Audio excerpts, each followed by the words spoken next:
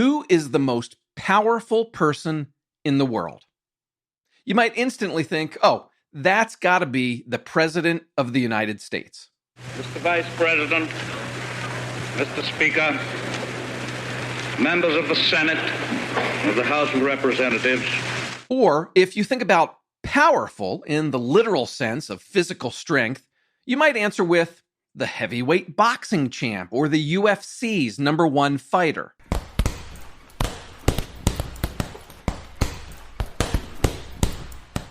Steve Jobs had a different answer to that question. Back in 1994, while he was still at his company called Next, Jobs said this to his team over lunch. The most powerful person in the world is the storyteller. The storyteller sets the vision, values, and agenda of an entire generation that is to come. Okay, you're probably not trying to set the agenda for an entire generation, but you are trying to set a vision and an agenda for your business. You're trying to reach new clients and turn them into your biggest fans. You're trying to create an emotional connection because real estate is a people business. You're trying to get people to do business with you and refer business to you. My guest today says you can do all that with stories. He'll show you how to become a strategic storyteller, someone who knows which story to tell and when to tell it. This is The Walkthrough.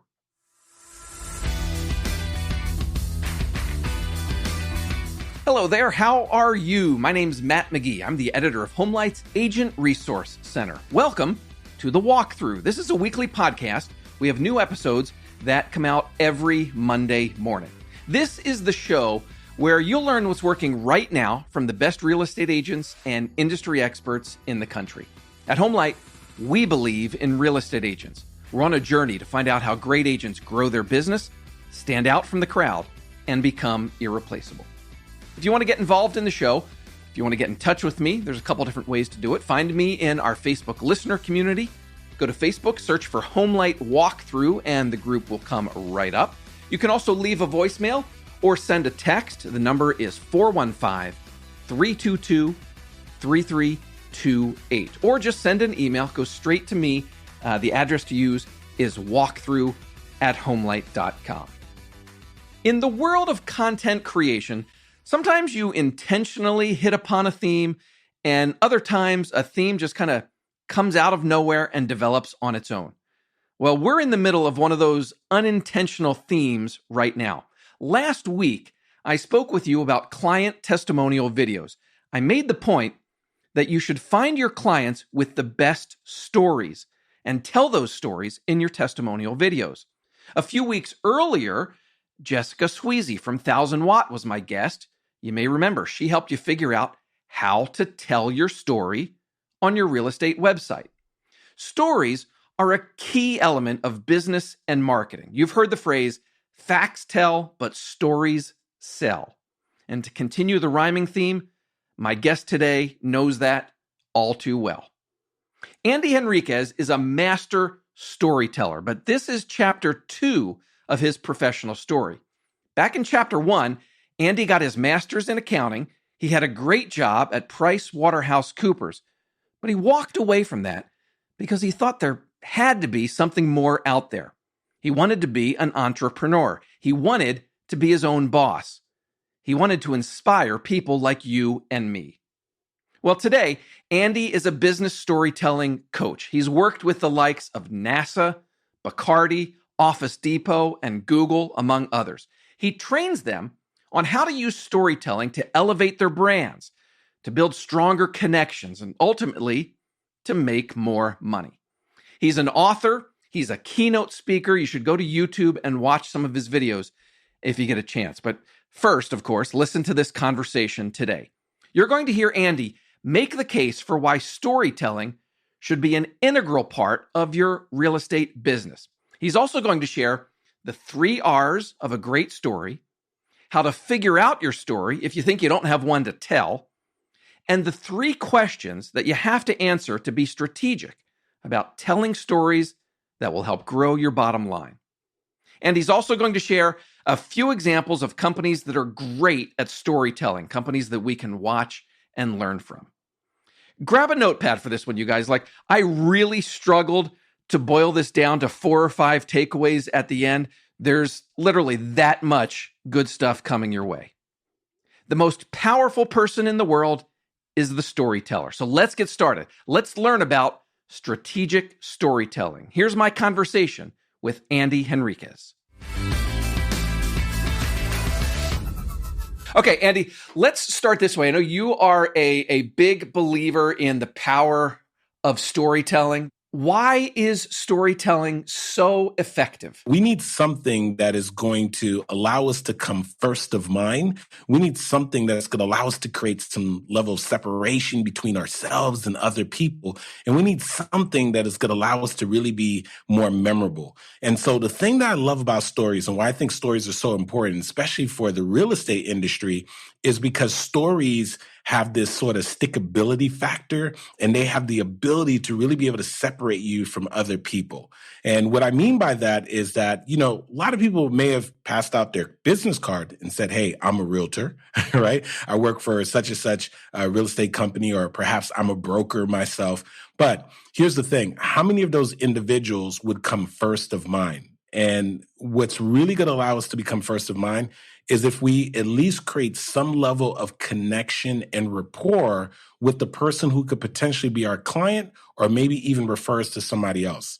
And so how do we get them to remember us? We don't get them to remember us by, just spitting out a bunch of facts, talking about how long we've been a realtor, how many deals we've done. I mean, those are all great things. But the reality is, if you were to ask them 6 months later, how long did I say I was a realtor? How many deals did I say that I'd done? How much volume does my brokerage do, and so forth? They wouldn't be able to tell you, because those are the type of things that it's hard to remember.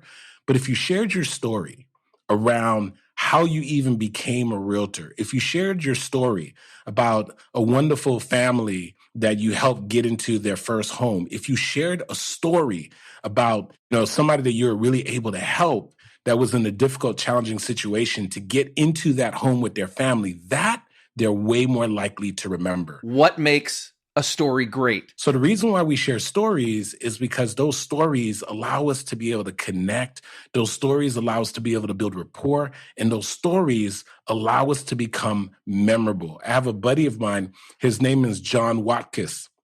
And he was talking about the 3 R's in storytelling. And the beautiful thing is, number one, that when we share these stories, number one, it's one of these things that people can remember, right? And just think about this. As a real estate professional, you want people to remember you, right? But he said that the other thing about when we share and tell these stories is that people are liable to actually repeat it. So we want people to repeat, like, oh, well, let me tell you, I was just on the phone with Deborah. I was on the phone with Dan, and let me tell you the story that they just told me. And when you tell a great story, right, even if it's about a client, somebody you've helped, or how you even decide to get into real estate yourself, people are likely to actually repeat the story to somebody else. Now, why is that great? Because that's free advertising. Exactly. Your name is being brought up and they're repeating the story. And then the other thing is that it requires a response. And so when we share these stories, people are most likely going to respond. And so what does that mean? Respond like, hey, you know what? Now that I think about it, you mentioned you need a realtor. I was just sitting down with a friend of mine a couple months ago. They told me this amazing story. I just remembered them.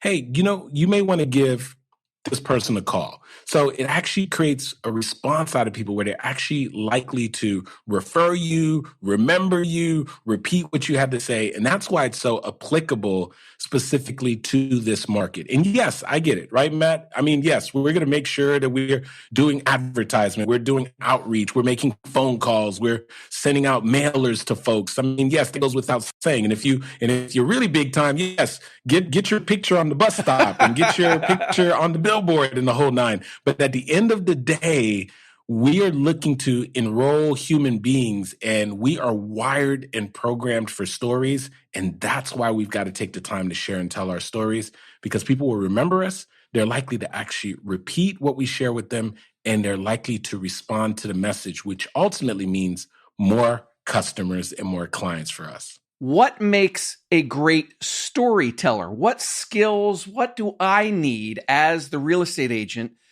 What do I need to be or do to be able to tell a great story? Here's what's really important. One of the things we always got to remember is that when we are sharing a story, that the first person that should be on our mind is the person that we're sharing the story with.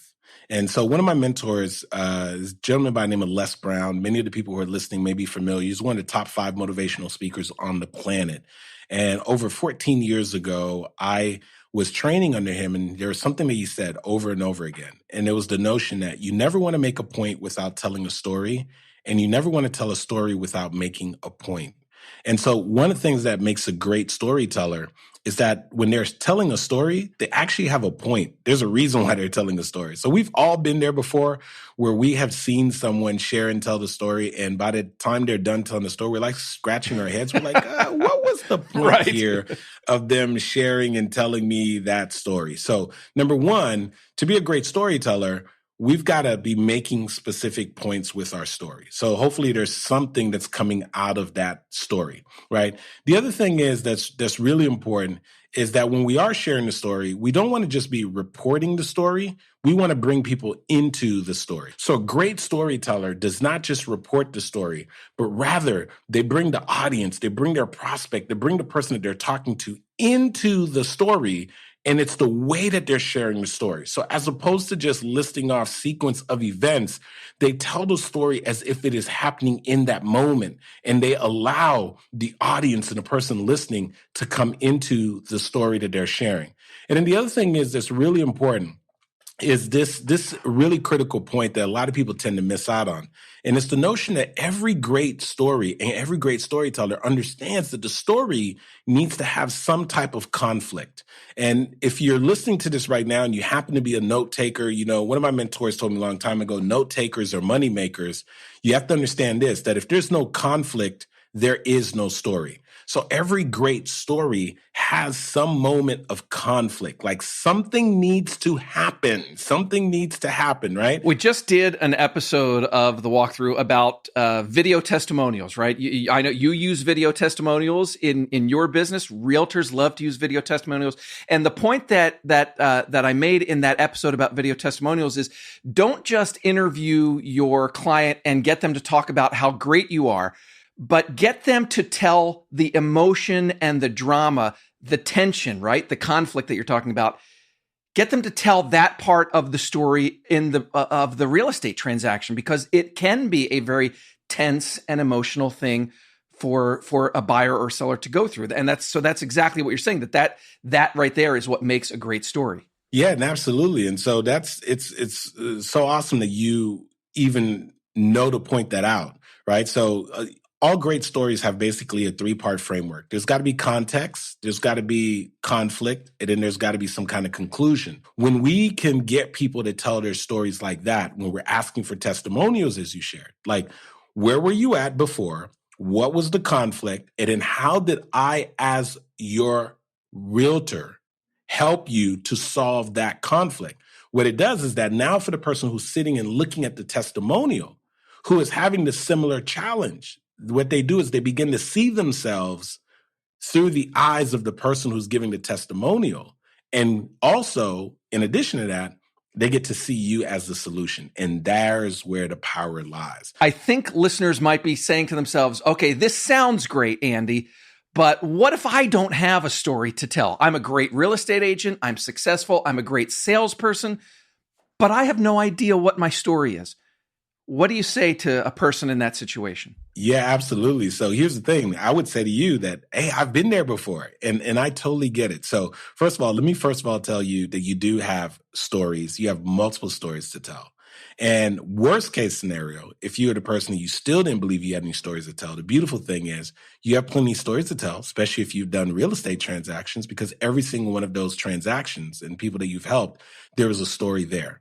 So one of the things we have to be intentional about is, number one, we want to leverage the stories of our clients.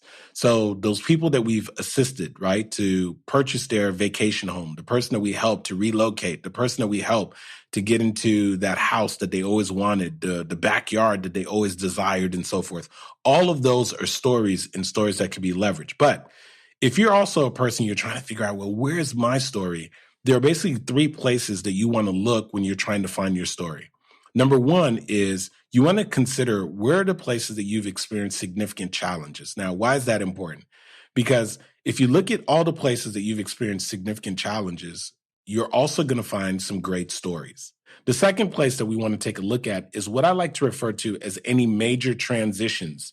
So if you think about any place that you've experienced a transition in your life, there's going to be a story there. So you think about a transition is like the moment before you became a realtor and when you became a realtor. That was a transition. There's a story there, right? So another transition would be the moment that you went from struggling as a realtor to maybe actually starting to have success. That was a new transition. There's probably also a story there. And then the other thing is that I like to refer to is what I call a defining moment.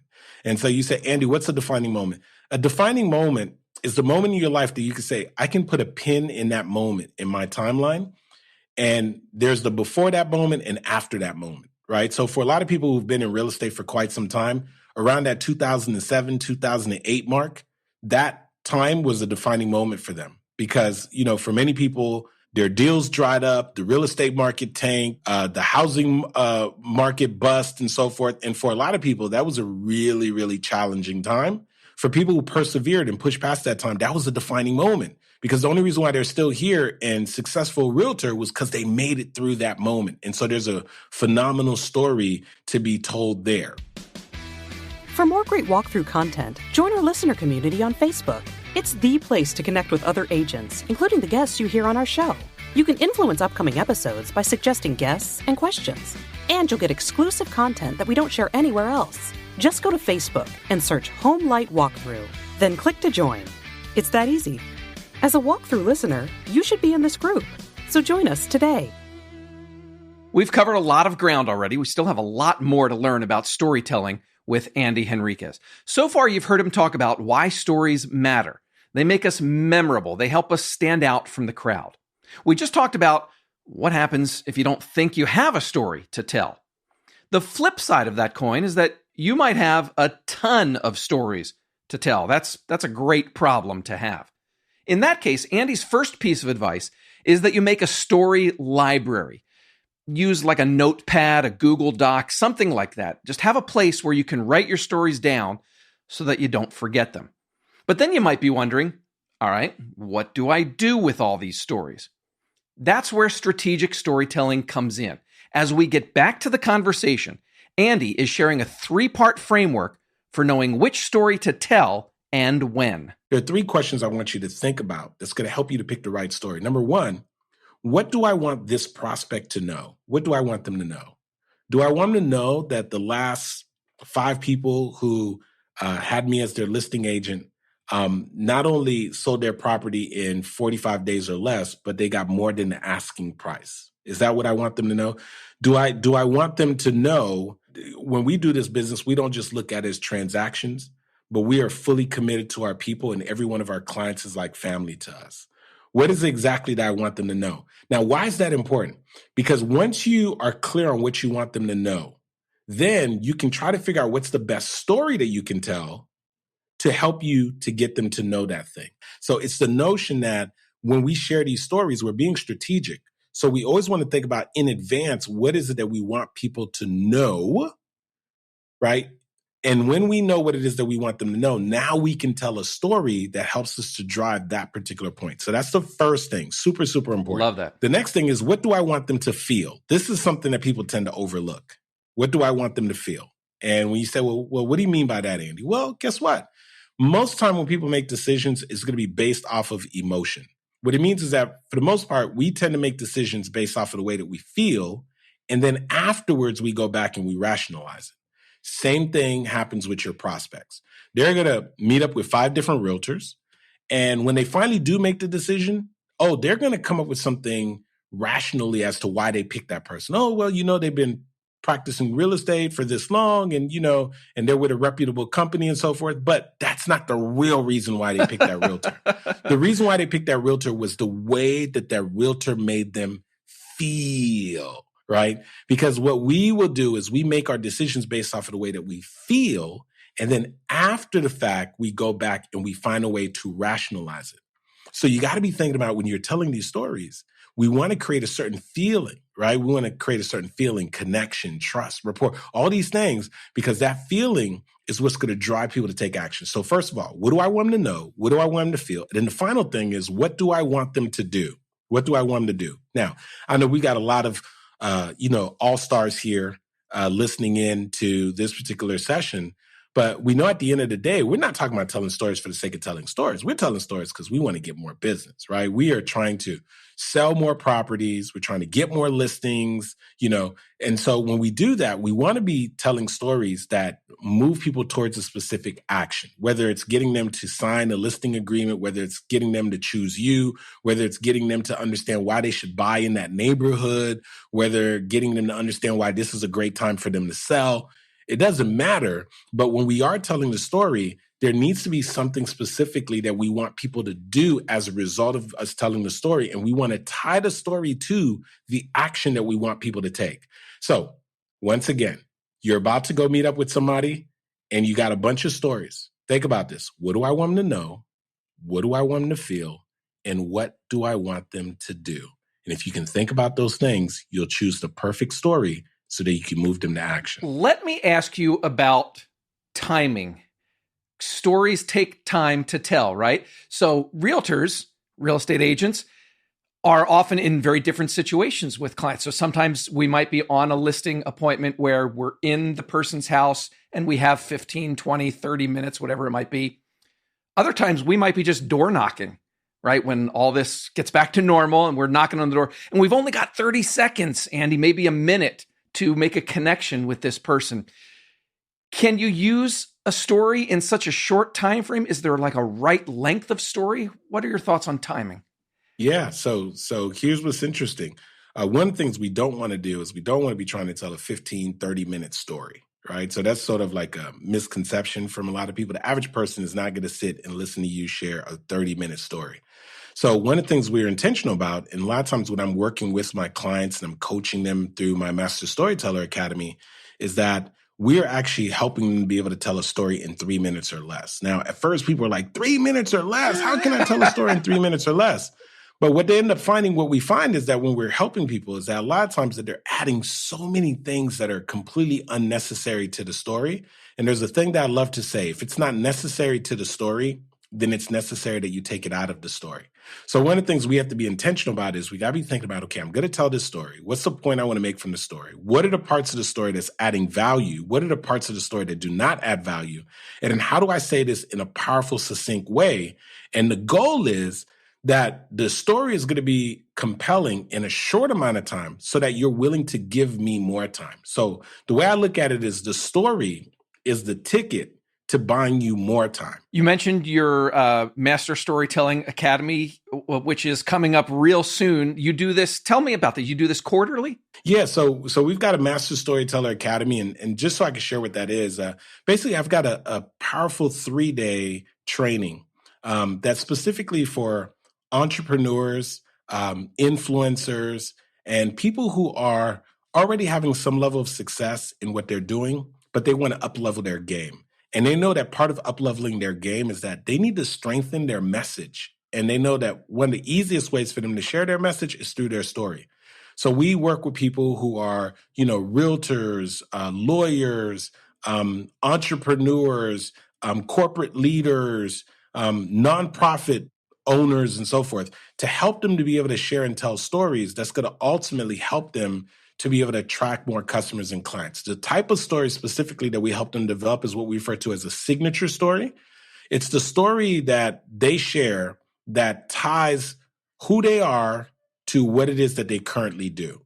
And it's the story that they lead with. So they're going to be meeting with a prospect, and this is a story that they share first so that they can build connection and rapport before they get into all of the other details and talk about, a listing agreement and how they work with the client and so forth. This is a story that you'll be repeating over and over again. It's the main story that you leverage so that you can really be able to build true connection with people. And that's one of those things that's really, really critical. And so that's what we do at the Master Storyteller Academy. Andy, we are running short on time. Let me ask just two quick questions as we wrap up. Listeners may be wondering, are there examples of business owners or companies that are already doing this, that are really good at using story to build their business? When you're working with clients or speaking, what are the examples of this that you like to cite? I mean, these examples are around us all the time. We're just not always fully clear of it. So let's take one company, for example. One company is a company by the name of Tom's Shoes. The CEO of Tom's Shoes is called Blake Mikowski. They're the ones who originated the concept of you purchase a shoe and then they actually give a shoe away. So when Blake was first kicking off Tom's Shoes, he was trying to get in a really competitive market. I mean, think about another shoe company. And when he started off, they were getting absolutely no traction. I mean, things were really, really difficult for him. And then what ended up happening was he was heading out to New York to try to get some new buyers to try to place his shoes in the stores, and he had no success. But when he got back to the airport, there's a lady who saw him at the airport, and she noticed the kind of shoes that he had on. And she says, "Oh my gosh, are those Tom's shoes?" And he just played dumb. He didn't even let the lady know that he was the founder and CEO. He was like, "Yeah," and thought none of it. And she says, "Oh my gosh, yeah, the founder, his name is Blake Mikowski. He was on the show, The Amazing Race. Yeah, you know, he went to Argentina to learn how to play polo. And while he was there, he ended up participating in something called a shoe drop. And they were giving away shoes at a village." And she says, "Yeah, do you know every time you buy a pair of shoes, they give a pair of shoes away?" And Blake is like blown away because he's like, holy cow, this lady knows our entire story. So he thinks to himself like, oh my gosh, we haven't been leading with the story. So he starts being intentional about now telling the story. And he tells the story now to magazines, and they start featuring them in magazines. And then now celebrities are hearing the story and they like it. And then literally after them sharing and telling the story, everything changed for them. And we know other companies like Nike do this all day long. I mean, the Nike, it's a sneaker, but all the time Nike is borrowing stories from professional athletes that win a championship, that win a title and so forth. And then they feature that person's story. If you think about it, what does that person's story really have to do with Nike? No, it's a great story. It enrolls you emotionally, and then they attach their brand to it. And so there are stories, countless. Or if you just start paying attention, Weight Watchers for years was having people tell their stories when they've actually lost the weight, right? So all of these things are all enrollment stories. These are all stories that are being leveraged to be able to drive the bottom line for those businesses. Let's wrap it up this way, Andy. What is the main thing or things, final words of wisdom, things that you would want my listeners to take away from this conversation about storytelling and strategic storytelling? Yeah, just think about this. You are in a service-based business. Your ideal customer and client is another human being. And so one of the things you've heard before in the past is that facts tell, but stories sell. If you want to get better at bridging the connection between yourself and your prospects, if you want people to remember you, if you want people to respond to you, then you want to get better at being able to share and tell stories. You want to tell stories about the people that you've assisted to get in their homes, the people that you've helped to actually sell their properties. And you want to tell the story around why you even decided to get into the business, because it is that emotional connection that is going to allow you to stand apart and get people to remember you when it's time to refer you and want to come back and actually do business with you. You want to find as many opportunities as possible for you to be able to share and tell those stories. But of course, there's a right way to tell stories and there's an inappropriate way to tell stories. So we're not talking about just listing facts and going in sequential order. We're talking about strategic storytelling, where we're very clear on the point that we want to make, how we want people to feel, and then ultimately what we want them to do as a result of us sharing and telling the story. If you get intentional about developing the skill set of sharing and telling stories, I'm telling you right now, it is ultimately going to help you to become a more effective realtor and help you to increase your volume, help you to become more memorable, and ultimately help you to get more business. Not just facts and information, but strategic storytelling. That's how you grow your business and stand out from the crowd. That's how you become a storyteller, the most powerful person in the world. Andy Henriquez, thank you so much. Really, really great ideas and advice in this conversation. You heard Andy mention his Master Storyteller Academy. For more info, you can go to masterstorytelleracademy.com. storytellerquiz.com. And he also has another website. It's storytellerquiz.com. You can spend about a minute, maybe 2 minutes there taking this online quiz, and that will tell you what type of storyteller you are. And when you're done, you'll also get a training video from Andy that talks about your quiz results. I will link to both of those websites in today's show notes. Now, I don't know if I can do Andy justice, but let me give it a try with this week's takeaways segment. This is what stood out to me from this week's show. Takeaway number 1, stories are what separate us from the crowd. Stories are what keep us top of mind. Data doesn't do that. Stories do. Takeaway number 2, if you don't think you have a story, look in these 3 areas. Number 1, significant challenges. Number 2, major transitions. And number 3, defining moments. That is where you will find stories. They can come from your own life and career. They can also come from the home buying and selling stories that you have with your clients. Takeaway number 3, be strategic in how you tell stories. Andy said every story, number 1, needs to have a point. Don't just tell a story for the sake of telling it. Number 2, you need to bring your listener into the story. And number 3, emphasize the conflict. Every story needs conflict. That's how you become a strategic storyteller. Takeaway number 4, be strategic in which stories you tell. I kind of felt like this was maybe the heart of today's show. Andy said to ask yourself 3 questions. What do I want the person to know? What do I want them to feel? And what do I want them to do? Let those questions guide which stories you tell. And then takeaway number 5, keep it short, you guys. 3 minutes or less is what Andy said. The idea is to tell a great story and use that to buy yourself more time with the client. All right, questions or feedback? I would love to hear from you. You can leave a voicemail or send a text. The number is 415-322-3328.